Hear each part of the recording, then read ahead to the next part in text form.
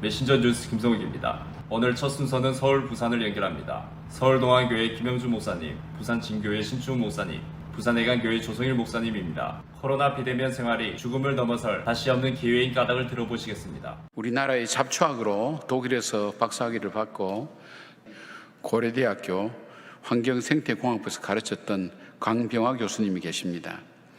그분이 쓴 글 중에 이런 글이 있습니다. 엄밀한 의미에서 잡초는 없다. 밀밭에 벼가 나면 잡초이다. 보리밭에 밀이 나면 또한 잡초이다. 상황에 따라 잡초가 되는 것이다. 산삼도 원래 잡초였을 것이다. 잡초가 산삼이 된 것이다. 오늘 이 성경에서 소개하고 있는 이 가로짓 아닌 유다, 이 유다의 삶에 우리가 한번 주목해야 될 필요가 있습니다. 하나님께서는 바로 이 가로짓 아닌 유다, 이름 없는 이 사람을 통해서 세계의 역사를 바꾸고 복음의 역사, 생명을 구하는 크고 놀라운 일을 맡기신 거 보면 그분은 잡초처럼 살았지만 정말 그는 산삼처럼 큰 역할을 했던 사람인 것을 보게 됩니다. 유다는 선교적 마음을 가지고 있었던 사람이었습니다. 예수님께서 다락방에서 십자가에 잡히시긴 전날 고별 강연을 하실 때입니다. 가롯인 아닌 유다가 22절을 이렇게 질문합니다. 가롯인 아닌 유다가 이르되 주여 어찌하여 우리에게는 나타내시고 세상에는 아니하리여 하시나이까? 주님께서 대답하시죠. 나를 사랑하고 내 사랑하니까 하면 나를 볼 수 있고 나를 전할 수 있다고 말씀합니다. 이 말씀을 따라서 유다는 정말 주님을 사랑했던 사람이라고 그렇게 전해지고 있습니다. 그리고 그는 마지막까지 이 복음이 나만의 복음이 아니라 바로 이 복음을 기다리는 수많은 사람의 복음이 되는 그 간절함을 가지고 그는 이 복음을 증거했다고 그렇게 얘기하고 있습니다. 유다는 오순절 강림이 있은 이후 몇 년 후에 멀리 북쪽으로 가서 메소포타미아의 왕도이자 현재 터키에 해당되는 에레사에 복음을 전했다고 합니다. 그가 아르메니아가 지금 굉장히 기독교화되어 있죠. 교회를 세우는데 함께 했으며 쿠르디스탄으로 옮겨서 사역하다가 거기서 화살을 맞아 숨겼다고 합니다. 우리 교회 한번 오셔서 간증하셨던 경주 남부교회 김상정 목사님은 아버님이 돌아가셨어요. 돌아가시고 다시 살아나신 거예요. 1박 2일 정도 살아나셔서 자녀손들 다 모으고 자기가 보았던 천국에 대해서 하나하나 설명하시면서 자녀들에게 꼭 예수 믿고 만나자고. 바로 이 고백이 김 목사님이 목회를 하면서 큰 힘이 되고 소망이 되고 기쁨이 된다고 그렇게 간증한 거 있습니다. 우리가 이 소망이 있으면 우리는 잡초가 아닙니다. 우리가 이 소망이 있으면 우리는 정말 가장 유익하고 복된 산삼과 같은 인생으로 살아갈 수 있다는 것을 말씀하고 있습니다. 작전 타임, 네, 대한민국 입장에서는 쓸 수밖에 없는 상황입니다. 끌고 나간다고 그거 해보자. 후회 없이. 김연경 선수의 목소리가 누구보다도 더 크게 해보자 이런 이야기가 좀 전해져 왔습니다. 지난 7월 29일에 있었던 한국과 도미니카 공화국의 여자 배구 경기 영상 가운데 일부입니다. 한국 여자 배구팀은 올림픽이 시작될 때까지만 해도 참여했던 국가들 가운데 최약체 팀으로 분류가 되고 있었습니다. 처음에는 본선에만이라도 진출하는 것을 목표로 삼고 있었고, 그리고 본선에 진출한 이후에는 8강까지 가는 것을 목표로 삼았습니다.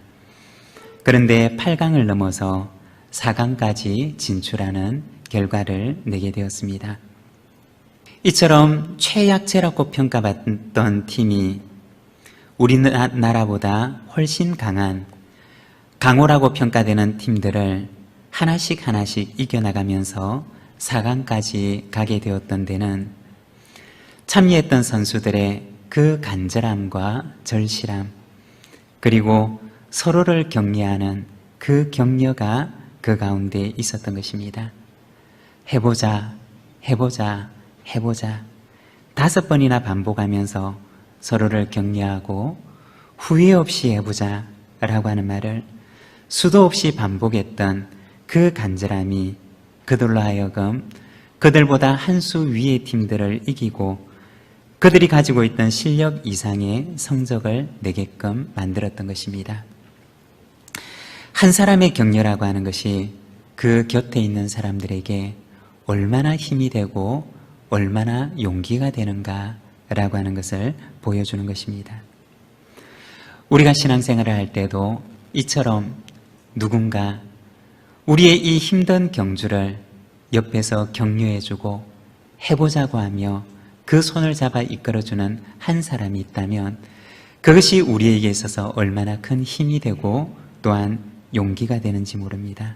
여러분, 교회도 그렇고 또한 우리의 인생도 그렇고 어려운 순간들을 우리가 만나기도 하고 또 만날 수 있습니다. 그렇지만 힘든 시간을 만날수록 우리가 서로를 돌아보면서 한번 해봅시다.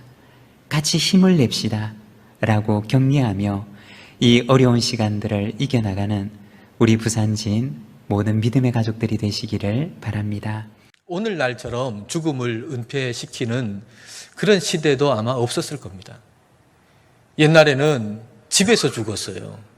저도 어린 시절에 할머니가 집에서 돌아가신 거 봤거든요. 근데 지금은 요양원에서 죽어요. 그리고 곧바로 장례식장으로 가요. 시신을 볼 기회가 별로 없어요. 죽음이 철저히 은폐되어져 있어요. 그리고 가족 중에 누가 의사가 이제 몇 달 이분 못 살겠다 그렇게 얘기하는데 그걸 당사자한테 안 알려줘요. 철저히 그냥 이 죽음을 은폐시키고 죽음에 대해서 생각하는 것도 싫어하고 죽음에 대해서 이야기하는 것도 싫어해요. 교회도 이런 문화를 그대로 받아들이는 것 같아요. 죽음에 대해서 별로 이야기하고 싶어 하지도 않고 생각하고 싶어 하지도 않는 거지요. 그런데 우리가 죽음을 대면하지 아니하고 자꾸 회피하고 그렇게 하면 우리의 영적인 힘이 자꾸 약해지게 되어 있습니다. 우리는 죽음을 대면해야 됩니다. 지금 비대면의 시대 아닙니까? 근데 죽음을 대면하기에는 더 좋은 때예요. 예수님께서 관에 손을 대셨잖아요. 근데 그 관은 우리가 생각하는 그런 모습의 관이 아닙니다. 그 유대인들 사람이 죽으면은 이제 썩는 냄새가 날 수 있으니까 향료를 바르지요. 그리고 천 같은 것으로 시신을 두릅니다. 그리고 판자 같은 것에 말하자면 들것 거기에다가 시신을 놓고 그걸 들고 가는 거예요. 그러니까 모든 사람이 다 보는 거죠. 죽음이 그대로 드러나는 거예요. 죽음이 드러나야 됩니다. 관 뚜껑을 없애자는 얘기가 아니라 나의 죽음을 적극적으로 묵상하자는 얘기예요. 사람은 다 죽는다라고 하는 객관적인 그런 수준에서 죽음을 생각하는 게 아니라 나 자신의 죽음을 구체적으로 생각하고 묵상해야 한다는 것입니다. 죽음에 대한 묵상은 예수님이 죽음을 이기셨다라고 하는 믿음과 확신이 있기 때문에 할 수 있는 거예요. 예수님이 죽음을 이기시고 그리고 죽음을 다스리신다라고 하는 믿음과 확신이 우리에게 있기 때문에 우리는 죽음을 담대하게 대면하고 죽음을 구체적으로 생각하고 묵상할 수가 있습니다. 오늘 말씀은 예수님께서 죽은 청년을 살리셨다는 얘기거든요. 죽은 청년을 살리셨다라고 하는 걸 우리가 분명하게 믿기 때문에 역설적으로 죽음에 대해서 우리는 담대하게 대면할 수 있다는 얘기입니다. 저는 지난 주간 내내 저의 죽음을 구체적으로 생각하고 묵상해 봤습니다. 사고로 갑자기 죽을 수도 있겠죠. 병이 들어서 죽을 수도 있을 겁니다. 하나님께서 주신 사명 잘 감당하고 자다가 죽으면 좋겠다는 생각도 해봤고 저의 죽음에 대해서 구체적으로 생각할 때 그때 하나님의 그 천국의 영광, 천국의 아름다움이 제 마음속에 들어오기 시작했습니다. 고양 삼성교회 김영선 목사님, 부산 항서교회 나지천 목사님, 남양주 별내도안교회 나강현 목사님 세 분으로 이어집니다. 낙타와 같은 신앙생활을 회복하는 비결을 알려주십니다. 구약 시대의 예배 생활이 철저한 사람의 무릎을 가리켜 낙타의 무릎이라고 불렀습니다. 낙타의 무릎. 예배 생활이 철저한 사람들. 낙타의 무릎을 가진 사람이다. 이렇게 평했습니다. 왜냐? 하나님 앞에 나와서 늘 무릎을 꿇었으니까. 무릎을 꿇으면 찬송만 합니까? 기도하지요. 철저한 예배의 사람, 철저한 순종의 사람인 것을 의미합니다. 하나님 앞에 그만큼 자기 자신을 낮추고 철저하게 엎드리고 순종하던 모습을 성경이 이렇게 표현한 거예요. 히브리식 표현입니다. 낙타는 하루에 3번 무릎을 꿇는다 그러잖아요. 주인을 태우기 위해서 무릎을 꿇고, 짐을 싣기 위해서 무릎을 꿇고, 그리고 하루 온종일 다니다가 주인을 내려주기 위해서 무릎을 꿇는다 그랬어요. 유진 피터슨은요, 이런 낙타의 무릎을 가리켜 아주 툭 붉어져 있지 않습니까? 주인에 대한 순종과 복종의 흔적이다, 이렇게 설명을 했습니다. 성경에는 늙은 낙타의 무릎이라는 별명을 가진 사도가 있습니다. 그 사도가 바로 야고보 사도입니다. 사도 야고보를 가리켜 낙타의 무릎을 가진 사람이다, 이렇게 칭했어요. 별명입니다. 언제나 겸손히 무릎을 꿇었고 기도했고 하나님 앞에 무릎 꿇어 경배했고, 이런 깊은 뜻이 있는 거예요. 여러분, 우리 자신의 무릎은 어떠한지 한번 살펴볼 수 있어야 되겠습니다. 하나님 앞에서 날마다 낙타의 무릎으로 예배의 삶을 살아가는지, 순종의 삶을 살아가는지, 기도의 삶을 살아가는지 살펴볼 수 있어요.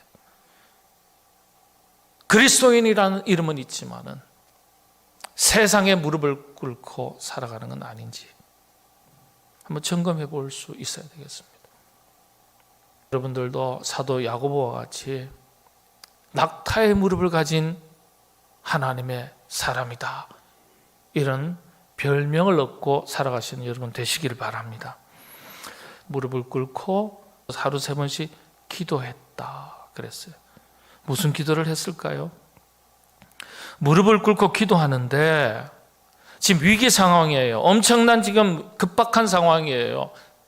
이런 상황을 맞닥뜨리면 대체로 어떤 기도합니까? 하나님, 이 위기로부터 모면할 수 있는 지혜를 주십시오. 길을 열어주십시오. 그러지 않겠어요? 그러나 성경은 그렇게 이야기하지 않아요. 기도했다. 근데 그 핵심이 감사에 있었어요. 감사. 기도하며 감사하였더라 그랬어요. 여러분, 감사도 그래서 습관입니다. 여러분, 과거의 로마 시대에 이 로마가 여러 이 세계 넓은 땅 나라들을 정복하면서 크게 승리를 거두었습니다. 그때 이제 이 전쟁에 승리하고 돌아온 이 개선 장군과 그 병사들은 의기양양하게 됩니다. 그때 이 개선 장군 뒤에, 그 뒤를 따라가면서 계속 같은 말을 외치는 노예가 있었어요. 라틴 말로 메멘토 모리라고 그런 말을 외쳤습니다. 이것은 죽음을 기억하라는 뜻입니다.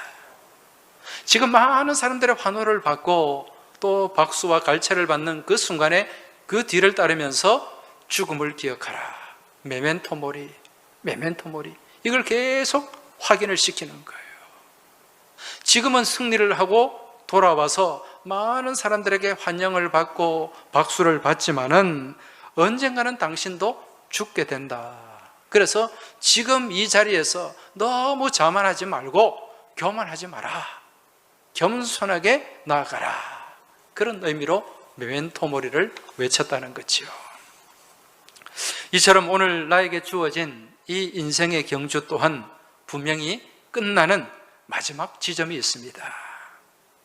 이러한 마지막 때를 바라보며 나아가는 우리가 지금 달리고 있는 이 인생 경주를 어떤 자세로, 어떤 모습으로 달려야 하는가?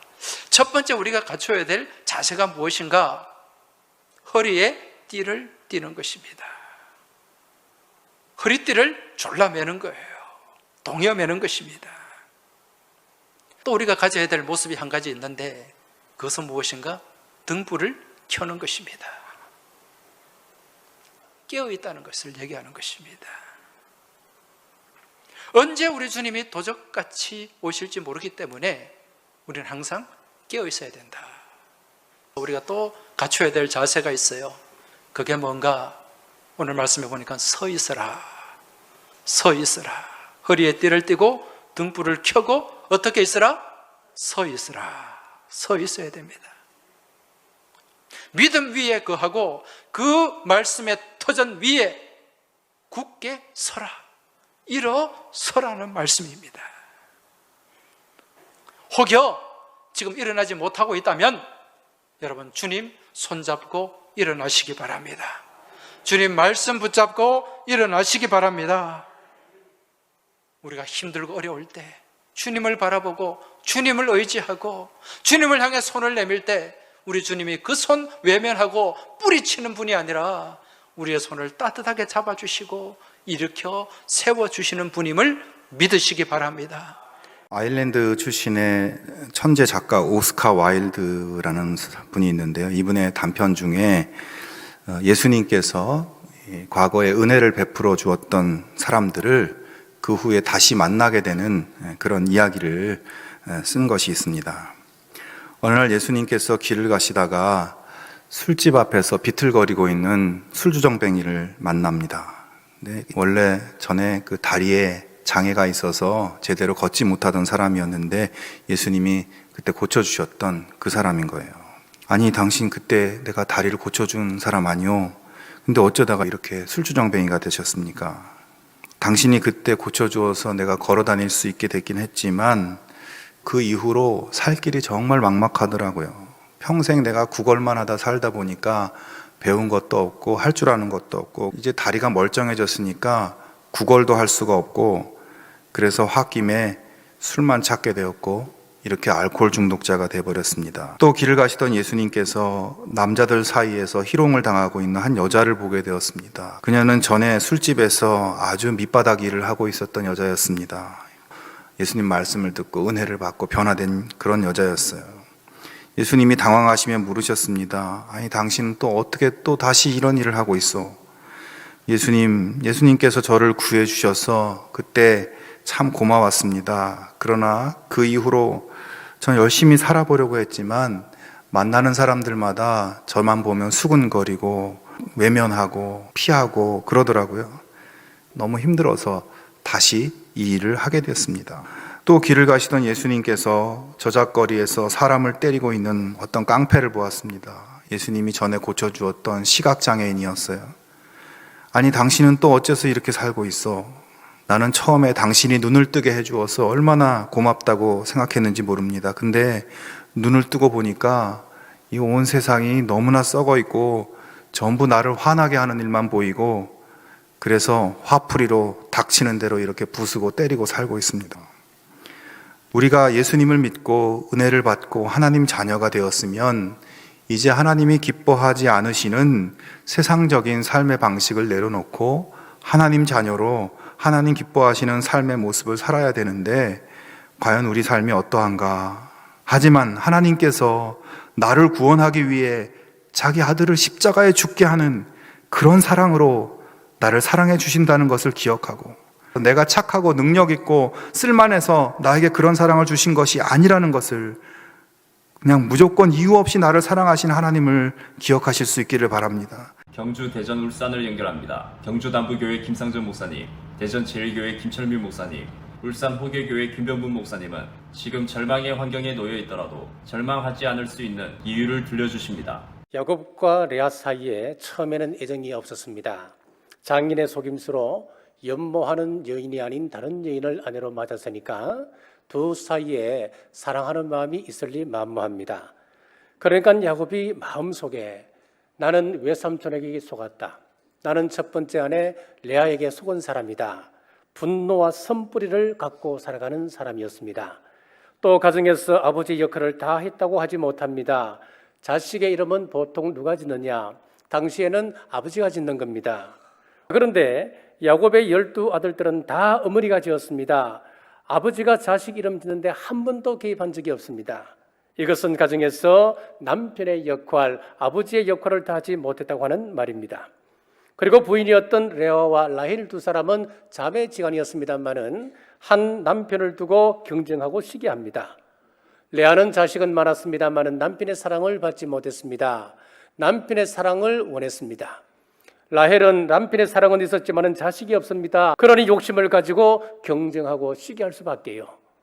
이런 가정의 배경을 가지고 야곱의 아들들의 이름을 살펴보면 인간의 죄성, 즉 마음의 상처, 괴로움, 다툼 등이 이 이름 속에 자세하게 들어가 있습니다. 요셉을 보십시오. 요셉이 얼마나 위대한 인물이었습니까? 그런데 요셉의 이름의 뜻이 하나님께서 하나 더 주길 원합니다. 그런 뜻을 가지고 있습니다. 요셉의 이름을 지을 때도 라헬의 욕심이 들어가 있다고 하는 것을 우리는 알 수가 있습니다. 그런데 하나님은 이런 죄성을 가진 사람을 통해서 선하고 거룩한 일을 이루어 오셨습니다. 자, 어떤 사람들은 교회를 통하여 시험을 들기 때문에 내가 교회 가기 싫다는 사람이 있습니다. 교회를 통해 시험 받지 마십시오. 이 교회도 사람이 모이는 공동체이기 때문에 사람 냄새나고 여전히 죄악의 냄새가 진동하는 곳입니다. 중세에 교회에 죄가 싫어서 수도원으로 들어간 사람들이 굉장히 많았습니다. 그러니까 여성들이 뭐라고 하니까 우리는 수녀원을 만들어 달라. 그래서 그 옆에 수녀원을 만들었습니다. 시간이 흐르면서 어떤 문제가 생긴다니까 수도원과 수녀원 사이에 고아원이 하나 생기게 되었습니다.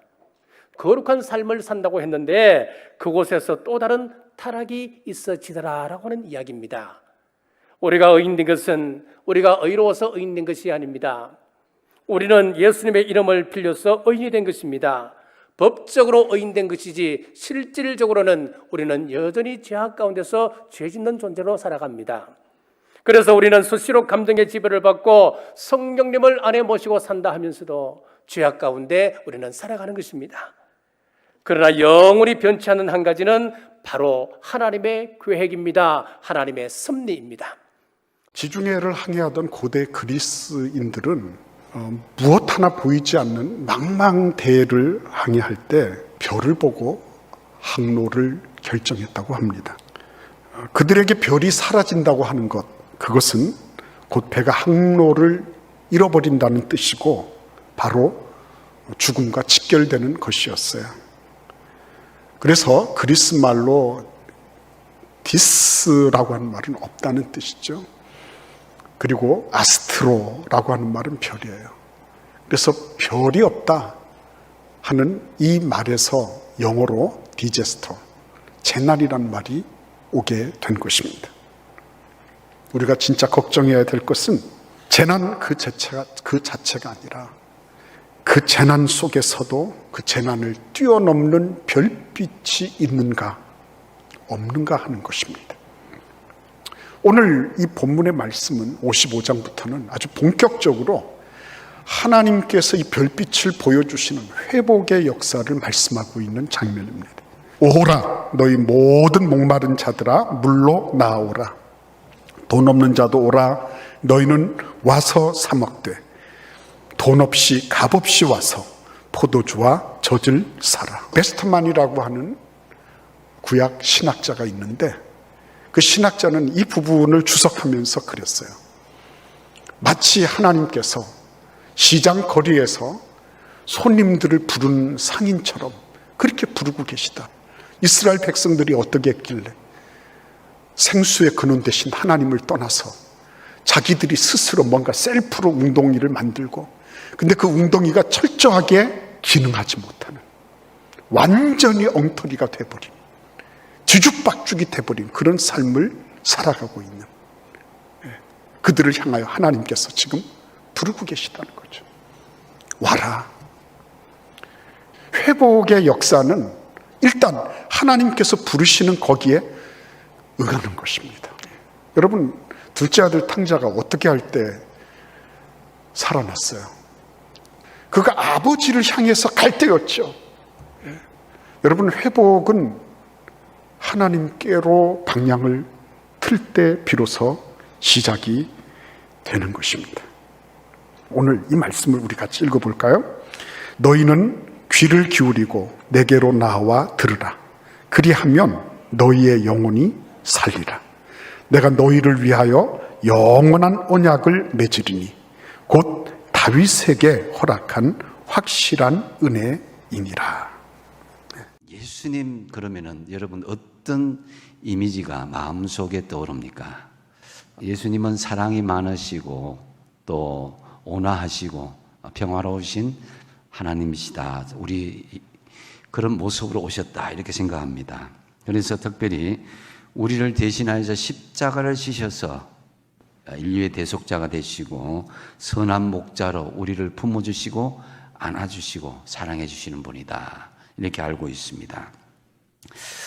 그런데 본문에서는 우리가 이전에 알고 있는 예수님과는 사뭇 다른 그런 이미지로 우리가 볼 수 있는 부분이 있습니다. 49절에 보면은 내가 불을 땅에 던지러 왔다 그랬습니다. 그 성령의 불과 함께 분쟁이 일어날 수 있다라는 것을 말씀하는 것이죠. 심지어 마태복음 10장 34절에는 내가 세상에 화평을 주러 온 줄로 생각하지 말라. 화평이 아니요 금을 주러 왔노라. 본문에서 예수님께서 이 땅에 오신 목적, 내가 불을 던지러 왔노라 이렇게 말씀하고 있는데요. 이 본문에서 이 불이란 전후 문맥을 살펴볼 때에 일반적인 해석은 이 성령을 의미합니다. 예수님은 성령의 불을 붙여주시기 위해서 오셨다라는 것이죠. 한편으로 이 불을 던진다라는 것은 이 성령의 불을 던짐으로 말미암아서 분쟁이 일어나고 싸움이 일어난다라는 것까지도 이어서 해석할 수 있습니다. 이는 곧 예수님을 믿는 순간부터 성령님이 우리 안에 거하시게 되고 또 영적인 전쟁을 치르게 된다라는 것이죠. 성령이 우리 속에 임하면은 인생관이 조금씩 달라지고 또 가치관이 달라지게 되는 것입니다. 그러기에 믿지 않는 세상 사람들과 충돌이 일어날 수밖에 없고 또 한편으로는 우리 자신 속에서도 죄와의 갈등이 일어나고 싸움이 일어나게 되는 것입니다. 바울은 그 감정을 로마서 7장 24절에 이렇게 표현하고 있는데요. 오호라 나는 곤고한 사람이로다. 이 사망의 몸에서 누가 나를 건져내랴. 내 몸 속에서 선과 악, 하나님의 성령과 악한 영이 끊임없이 대적하고 싸우고 있음을 표현하고 있는 대목입니다. 초신자들은 대부분 교회에 나오자마자 마음의 평안이 있고 기쁨이 있고 형통한 은혜가 있는 것이 아닙니다. 대개 이전에 지내왔던 사람들과 이전에 지내왔던 환경들과 갈등이 생기고 충돌이 생기는 것을 보편적으로 우리는 볼 수가 있습니다. 목사님들의 말씀 전체를 들으실 수 있도록 전부 링크해 두었습니다. 아직 메신저 뉴스 구독을 누르지 않은 시청자님이 계시면 지금 구독과 좋아요 알림 설정까지 부탁드립니다. 다음 주까지 안녕히 계십시오. 메신저 뉴스 김성욱이었습니다.